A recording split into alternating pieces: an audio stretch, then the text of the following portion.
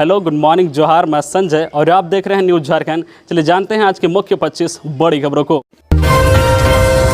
केंद्र सरकार का बड़ा फैसला, समेत शिखरजी में टूरिज्म गतिविधियों पर लगी तत्काल रोक। झारखंड के गिरिडीह जिले में पारसनाथ पर्वत क्षेत्र में स्थित समेत शिखरजी पर्वत क्षेत्र को अंतर्राष्ट्रीय महत्व वाला पर्यटन स्थल घोषित किए जाने के खिलाफ जैन समाज के लगातार प्रदर्शन के बाद गुरुवार को केंद्र सरकार ने बड़ा फैसला किया है। केंद्रीय मंत्री भूपेंद्र यादव ने बताया है कि वहां पर्यटन इको टूरिज्म गतिविधियों पर तत्काल प्रभाव से रोक लगा दी गई है। पारसनाथ क्षेत्र में शराब, तेज आवाज में गाने और मांस की बिक्री पर भी पाबंदी लगाई जा रही है। इस फैसले के बाद जैन समाज ने खुशी जताई है और सरकार का आभार जताते हुए अपना आंदोलन वापस ले लिया है। देश भर में जैन समाज के लोग आंदोलन कर रहे थे। उनकी मांग थी कि समेत शिखरजी को पर्यटन स्थल घोषित करने के फैसले को वापस लिया जाए, क्योंकि वहां मांस और शराब की बिक्री होने लगी है। इसे लेकर जैन समाज के तमाम पदाधिकारियों ने पर्यटन मंत्री भूपेंद्र यादव से मुलाकात की, जिसके बाद उन्होंने जैन समाज को भरोसा दिलाया है कि उनकी धार्मिक भावनाओं का ख्याल रखा जाएगा। गृह मंत्री अमित शाह आज शाम पहुंचेंगे झारखंड। शाम 6 बजे पहुंचेंगे रांची। 7 जनवरी से मिशन 2024 की करेंगे शुरुआत।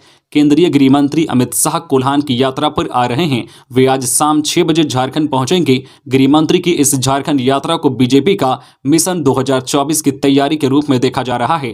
तय कार्यक्रम के अनुसार गृह मंत्री आज शाम 6 बजे विशेष विमान से रांची पहुंचेंगे। बिरसा मुंडा रांची एयरपोर्ट से वे होटल रेडिसन ब्लू के लिए रवाना होंगे। रात्रि विश्राम के बाद 7 जनवरी को शाह सुबह 10 बजे एयरपोर्ट से चाईबासा के लिए रवाना होंगे। 10:45 से 12:30 तक टाटा कॉलेज ग्राउंड में आयोजित कार्यक्रम में भाग लेंगे। इस दौरान विधानसभा लोकसभा क्षेत्र की कोर कमेटी की बैठक करेंगे। यहां से रांची एयरपोर्ट लौटेंगे और छत्तीसगढ़ के लिए रवाना हो जाएंगे। गृह मंत्री अमित शाह के चाईबासा आगमन को लेकर प्रदेश भाजपा के 3 महामंत्री और एक अध्यक्ष काम कर रहे हैं। गृह मंत्री के चाईबासा आगमन को लेकर प्रदेश भाजपा को बहुत ज्यादा समय नहीं मिला। ऐसे में स्वागत को लेकर तैयारियां मिशन मोड में की जा रही है। चाईबासा में भाजपा के प्रदेश अध्यक्ष दीपक प्रकाश, प्रदीप वर्मा, आदित्य साहू और बाल मुकुंद साहे कैंप कर रहे हैं। झारखंड में अभी कोहरे से नहीं मिलेगी राहत, हल्की बारिश की भी है संभावना। झारखंड में कोहरे से फिलहाल राहत नहीं मिलेगी। हालांकि सुबह में कोहरा रहेगा, लेकिन बाद में आसमान साफ होने पर कोहरे से कुछ हद तक राहत मिलेगी। वहीं राज्य के उत्तर पश्चिमी क्षेत्र में हल्की बूंदाबांदी होने का भी अनुमान है। कोहरे के कारण ठंड बढ़ने की संभावना है। इस कारण लोगों से सतर्क रहने की अपील की गई है। दूसरी ओर कई ट्रेन रद्द हुए हैं। उन्होंने कहा है कि राज्य में आगामी 15 जनवरी 2023 तक कोहरे की स्थिति बनी रहेगी। वही कहा है कि सुबह में कोहरे मिलेंगे, लेकिन बाद में आसमान साफ होने पर कोहरे से राहत मिलेगी। उन्होंने कहा है कि फिलहाल राज्य में बारिश की संभावना नहीं है। हालांकि उत्तर पश्चिमी क्षेत्र में हल्की बूंदाबांदी होने का अनुमान है। कहा है कि उत्तर भाग के साथ साथ कोल्हान के क्षेत्र में घना कोहरा छाया रह सकता है। वहीं रांची और आसपास के क्षेत्र में हल्के से मध्यम दर्जे के कोहरे के साथ बीच में घना कोहरा देखने को मिल सकता है। उन्होंने कहा है कि झारखंड में अगले 5 दिन मौसम शुष्क रहेगा। अगले 3 से 4 दिनों में न्यूनतम तापमान में पारा 4 से 5 डिग्री तक गिर सकता है। केंद्र सरकार के फैसले के बाद जैन समाज ने जताई खुशी, आंदोलन रोकने की अपील। केंद्र सरकार के फैसले के बाद जैन समाज ने खुशी जाहिर की है। समेत शिखर के प्रमुख मुनि प्रमाण सागर जी महाराज ने कहा है कि यह सुखद सूचना है। जैन समाज जिस मुद्दे को लेकर आंदोलित थी, उन सभी बातों को केंद्र सरकार ने मान लिया है। उन्होंने कहा है कि सारे आंदोलन को रोक देना चाहिए। अब आंदोलन की कोई जरूरत नहीं है। प्रधानमंत्री नरेंद्र मोदी, पर्यावरण मंत्री भूपेंद्र यादव, राज्य मंत्री अश्विनी चौबे, सभी का आभार व्यक्त करना चाहिए। खबरों में आगे बढ़ने से पहले आपसे रिक्वेस्ट है कि अगर आप चैनल को सब्सक्राइब नहीं किए हैं तो प्लीज चैनल को सब्सक्राइब करके बेल आइकन प्रेस कर दे, जिससे आपको झारखंड की हर छोटी बड़ी खबर का अपडेट आप तक पहुंचता रहे। चलिए बढ़ते हैं खबरों की ओर। वकीलों का अनिश्चितकालीन आंदोलन आज से। कोर्ट फीस बढ़ोतरी वापस लेने, अधिवक्ता सुरक्षा कानून लागू करने की मांग को लेकर शुक्रवार से राज्य के वकील विरोध जताएंगे। शुक्रवार से राज्य के वकील किसी भी न्यायालय में न्यायिक कार्य नहीं करेंगे। झारखंड बार काउंसिल के अध्यक्ष राजेंद्र कृष्णा ने गुरुवार को यह जानकारी दी। वह बार काउंसिल कार्यालय में पत्रकारों से बात कर रहे थे। उन्होंने बताया कि कोर्ट फीस में जो बढ़ोतरी की गई है, उससे केस लड़ना अब महंगा हो जाएगा और आम आदमी न्याय से दूर होता जाएगा। वकीलों को भी इससे परेशानी है। कोर्ट फीस बढ़ोतरी के बाद हाईकोर्ट में याचिका दायर की गई है। इसके बाद सरकार ने कुछ संशोधन किया है, लेकिन यह काफी नहीं है। कोर्ट फीस कम करने के लिए बार काउंसिल का प्रतिनिधिमंडल राज्यपाल रमेश बैस से मिला था। और परेशानी से अवगत कराया था। इसके बाद मुख्यमंत्री हेमंत सोरेन से भी मुलाकात का निर्णय लिया गया। सीएम हाउस से 4 जनवरी को समय दिया गया। तय समय पर बार काउंसिल के प्रतिनिधि पहुंचे, लेकिन सीएम ने मिलने से इनकार कर दिया। प्रतिनिधि मंडल को बताया गया कि मुख्यमंत्री 7 जनवरी को वकीलों के साथ मुलाकात करेंगे। इसके बाद सभी वापस लौट गए। पूर्व विधायक निर्मला देवी को झारखंड हाईकोर्ट से मिली जमानत। एनटीपीसी गोलीकांड में मिली है सजा। निचली अदालत में बॉन्ड भरने के बाद रिहाई का निर्देश। झारखंड के बड़कागांव विधानसभा की पूर्व विधायक निर्मला देवी को जमानत मिल गई है। उन्हें झारखंड हाईकोर्ट ने जमानत दी है। गुरुवार को उनकी जमानत याचिका पर सुनवाई हुई, जिसके बाद जमानत दी गई। उनकी जमानत याचिका पर हाईकोर्ट के न्यायाधीश जस्टिस रंगून मुखोपाध्याय और अंबुज नाथम की कोर्ट में सुनवाई हुई। बताते चले कि झारखंड हाईकोर्ट से जमानत शर्त के साथ दी गई है। हाईकोर्ट ने कहा है कि पूर्व विधायक निर्मला देवी को निचली अदालत में बेल बॉन्ड भरने के बाद रिहा किया जाए। पूर्व विधायक निर्मला देवी बड़कागांव एनटीपीसी आंदोलन में हुई गोलीकांड में सजायाफ्ता है। इस मामले में रांची एमपी एमएलए की कोर्ट ने उन्हें 10 वर्ष की सजा सुनाई है। यह घटना साल 2015 की है। उस समय एनटीपीसी बड़कागांव में अपना प्लांट लगा रही थी। जिस जमीन पर प्लांट लगाया जा रहा था उसे लेकर ग्रामीण विवाद कर रहे थे। वे अपनी जमीन प्लांट को नहीं देना चाह रहे थे। उस समय पूर्व विधायक निर्मला देवी ने एनटीपीसी कफन सत्याग्रह चलाया था। इस कफन सत्याग्रह के दौरान हिंसा भड़की, जिसके बाद मौके पर पुलिस फायरिंग हुई। इस फायरिंग में कई लोगों की मौत हुई थी।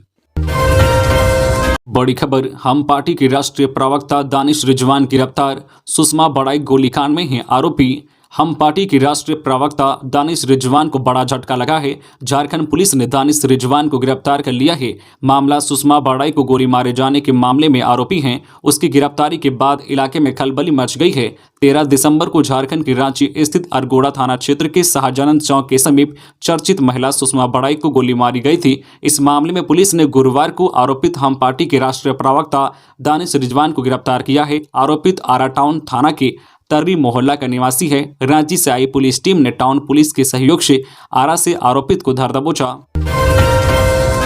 राज्य के वकीलों के साथ सीएम कल करेंगे संवाद। मुख्यमंत्री हेमंत सोरेन शनिवार को वकीलों के साथ संवाद करेंगे। इसमें सभी जिलों से वकीलों को आमंत्रित किया गया है। इसकी जानकारी देते हुए महाधिवक्ता राजीव रंजन ने बताया है कि मुख्यमंत्री इस कार्यक्रम में वकीलों के लिए उठाए जाने वाले रचनात्मक, कल्याणकारी और लाभकारी योजनाओं पर चर्चा करेंगे। कार्यक्रम सीएम आवास में सुबह 11:30 बजे से होगा। महाधिवक्ता ने बताया कि जिलों के सभी सरकारी वकीलों, सभी जिलों के बार संघों को इसकी सूचना देने को कहा गया है। सभी बार संघों के अध्यक्षों से अपने जिलों से कम 10 प्रतिनिधियों को संवाद कार्यक्रम में भेजने का आग्रह किया गया है। 10 से चलेगा अभियान, खिलाई जाएगी फाइलेरिया रोधी दवा। राज्य के 17 जिलों में 10 से 25 फरवरी तक मास ड्रग एडमिनिस्ट्रेशन MDA कार्यक्रम चलाया जाएगा। कार्यक्रम के सफल संचालन को लेकर NHM मुख्यालय नामकुम में गुरुवार को संबंधित जिलों के वेक्टर बोर्न डिजीज VDM पदाधिकारी, सलाहकार, कार्यक्रम समन्वय एवं FLA प्रतिभागियों को प्रशिक्षण दिया गया। जिन जिलों में MDA का आयोजन किया जाना है उसमें रांची, बोकारो, देवघर, धनबाद, गुमला, रामगढ़, साहिबगंज, पाकुड़, कोडरमा, गिरिडीह, हजारीबाग, खुंटी, गढ़वा, लोहरदगा, सिमडेगा, पूर्वी सिंहभूम और पश्चिमी सिंहभूम शामिल हैं। राज्य कार्यक्रम पदाधिकारी vector borne disease doctor Anil Kumar ने कहा है कि 10 से 25 फरवरी 2023 तक फलेरिया रोधी दवा की एकल खुराक दवा प्रशासक अपने सामने ही लोगों को खिलाना सुनिश्चित करेंगे। किसी भी परिस्थिति में दवा का वितरण नहीं किया जाना है। 2 वर्ष से कम उम्र के बच्चों, गर्भवती महिलाओं तथा गंभीर रूप से बीमार व्यक्तियों को छोड़कर सभी को उम्र के अनुसार DEC तथा अल्बेंडाजोल की निर्धारित खुराक खिलाई जाएगी। मुख्य निर्वाचन पदाधिकारी ने मतदाताओं के आंकड़े किए जारी। झारखंड में 5,40,360 नए मतदाता बने। 1 महीने के स्पेशल ड्राइव में आंकड़े में हुआ इजाफा। राज्य में 9 नवंबर से 8 दिसंबर तक मतदाताओं को जोड़ने के लिए स्पेशल ड्राइव चलाया गया। इस स्पेशल ड्राइव का फायदा हुआ। 1 महीने के स्पेशल ड्राइव में राज्य में मतदाताओं की संख्या में 2.7% की वृद्धि हुई। अब राज्य में मतदाताओं की कुल संख्या 2,45,29,841 हो गई है। यह जानकारी मुख्य निर्वाचन पदाधिकारी के रवि कुमार ने दी। अब तक राज्य में मतदाताओं की संख्या 2,39,89,481 थी। विशेष संक्षिप्त पुनरीक्षण कार्यक्रम के तहत राज्य भर में चले विशेष ड्राइव में कुल 5,40,360 नए मतदाता बने हैं, जिसमें करीब 96.28% आवेदन ऑनलाइन प्राप्त हुए। उन्होंने कहा है कि जनवरी के अंत तक इन नए मतदाताओं को नया वोटर कार्ड उपलब्ध करा दिया जाएगा। कार्रवाई। एसीबी के हत्थे चढ़ी महिला थाना प्रभारी 10,000 घूस लेते पकड़ी गई। एसीबी हजारीबाग की टीम ने रामगढ़ महिला थाना प्रभारी को 10,000 घूस लेते पकड़ा है। टीम ने तुरंत महिला थाना प्रभारी को गिरफ्तार करके हजारीबाग लेकर रवाना हो गई। मिली जानकारी के अनुसार मामला गुरुवार की दोपहर 12:30 बजे का है। एसीबी की टीम ने बताया कि महिला थाना प्रभारी बिरवा एक केस के मामले में आरोपी से 10,000 घूस ले रही थी। यह महिला थाना में एसीबी हजारीबाग के डीएसपी और इंस्पेक्टर के नेतृत्व में छापेमारी की गई। एसीबी की छापेमारी में थाना प्रभारी को रंगे हाथ पकड़ लिया। एसीबी की टीम महिला थाना प्रभारी को तुरंत गिरफ्तार कर अपने बोलेरो में बैठाकर हजारीबाग लेकर चली गई। पुलिस ने बताया कि फिलहाल हम उन्हें हजारीबाग लेकर जा रहे हैं, वहां पूछताछ किया जाएगा। बीएड दूसरे राउंड की काउंसलिंग का रिजल्ट आज। राज्य के बीएड कॉलेजों में नामांकन के लिए द्वितीय चरण की ऑनलाइन काउंसलिंग गुरुवार को संपन्न हो गई। इस प्रकार प्रथम और द्वितीय चरण की काउंसलिंग को मिलाकर कुल 18,000 अभ्यर्थियों के आवेदन प्राप्त हुए। सेकेंड राउंड की काउंसलिंग का परिणाम शुक्रवार शाम 5 बजे जारी किया जाएगा। रिजल्ट रांची विश्वविद्यालय की बीएड काउंसलिंग वेबसाइट www.rubedcounseling.in पर जारी होगा। दूसरे राउंड में चयनित हुए अभ्यर्थी 7 से 12 जनवरी तक नामांकन ले सकेंगे। इससे संबंधित विस्तृत जानकारी बीएड काउंसलिंग की वेबसाइट पर उपलब्ध है। कौन होंगे झारखंड के नए डीजीपी? यूपीएससी में नामों पर हुई चर्चा। झारखंड में नए डीजीपी को लेकर कयावत तेज हो गई है। नए डीजीपी को लेकर गुरुवार को दिल्ली में यूपीएससी की बैठक हुई। बैठक में डीजीपी की नियुक्ति के लिए पैनल पर चर्चा हुई। वरीयता के आधार पर 3 नाम अजय भटनागर, अजय कुमार सिंह और अनिल पाल्टा का नाम पैनल में भेजा जाएगा। वर्तमान डीजीपी नीरज सिन्हा की सेवानिवृत्ति के बाद इन तीनों में से ही एक अधिकारी की नियुक्ति बतौर डीजीपी होगी। पंकज मिश्रा समेत 3 के आरोप गठन के बिंदु पर सुनवाई 13 को। 1,000 करोड़ रुपए के मनी लॉन्ड्रिंग मामले के आरोपी पंकज मिश्रा समेत 3 आरोपियों के आरोप गठन के बिंदु पर सुनवाई अब 13 जनवरी को होगी। ईडी कोर्ट में गुरुवार को आरोप गठन के बिंदु पर सुनवाई के लिए तारीख निर्धारित थी, लेकिन समय लिया गया। अदालत ने समय देते हुए अगली तारीख 13 जनवरी निर्धारित की है। मामले में पंकज मिश्रा के साथ प्रेम प्रकाश एवं बच्चू यादव ट्रायल फेस कर रहे हैं। तीनों आरोपी जेल में हैं। तीनों आरोपी को ईडी पुलिस पेपर सौंप चुकी है। वही मामले के तीनों आरोपियों की न्यायिक हिरासत अवधि भी 13 जनवरी तक बढ़ा दी गई है। सीएम हेमंत सोरेन के आदेश पर देवघर नगर थाना प्रभारी सस्पेंड। मुख्यमंत्री हेमंत सोरेन के आदेश पर संथाल परगना क्षेत्र दुमका के पुलिस उप महानिरीक्षक द्वारा थाना प्रभारी नगर देवघर रतन कुमार सिंह को तत्काल प्रभाव से निलंबित कर दिया गया है। थाना प्रभारी पर देवघर स्थित पंजाब नेशनल बैंक के आर्म्स गार्ड कैलाश यादव के साथ मारपीट करने, मोबाइल तोड़ने एवं गार्ड को जेल भेजने का आरोप है। मालूम हो कि 2 जनवरी 2023 को थाना प्रभारी द्वारा बैंक के गार्ड के साथ थाना प्रभारी ने मारपीट एवं गाली गलौज करने के बाद अतिरिक्त पुलिस बल के सहयोग से गार्ड को घसीटते हुए हाजत में बंद कर दिया था। गार्ड की गिरफ्तारी अपेक्षित नहीं रहने एवं पर्यवेक्षी पदाधिकारियों के आदेश के बिना गार्ड को जेल भेज दिया गया था। सीएम सोरेन ने लिखा केंद्रीय पर्यावरण मंत्री को पत्र, कहा शिखर की पवित्रता बनाए रखने के लिए प्रतिबद्ध है सरकार। पारसनाथ में समवेद शिखर को पर्यटन केंद्रों की सूची से हटाने को लेकर चल रहे आंदोलन के बीच मुख्यमंत्री सोरेन ने केंद्रीय पर्यावरण मंत्री भूपेंद्र यादव को पत्र लिखकर राज्य सरकार की ओर से किए जा रहे प्रयासों की जानकारी दी है। मुख्यमंत्री ने लिखा है कि राज्य सरकार समवेद शिखर की पवित्रता और शुचिता को बनाए रखने के लिए प्रतिबद्ध है। इसी कारण से गिरिडीह के जिला अधिकारियों और आरक्षी अधीक्षकों को आवश्यक निर्देश दिए गए हैं। जारी निर्देश में इस स्थल पर पुलिस की गश्ती को बढ़ाने को कहा गया है। राजभवन के समक्ष 21 को धरना देंगे शिक्षक। झारखंड राज्य उर्दू शिक्षक संघ की ऑनलाइन बैठक गुरुवार को साबिर अहमद की अध्यक्षता में हुई। संचालन करते हुए केंद्रीय महासचिव अमीन ने बताया है कि 21 जनवरी को झारखंड प्रदेश शिक्षक संयुक्त मोर्चा के बैनर तले विभिन्न मांगों के समर्थन में राजभवन के समक्ष धरना दिया जाएगा। इसमें झारखंड राज्य उर्दू शिक्षक संघ भी शामिल हैं। धरना को लेकर सभी जिलों के प्रतिनिधियों ने भी अपनी तैयारियों से अवगत कराया।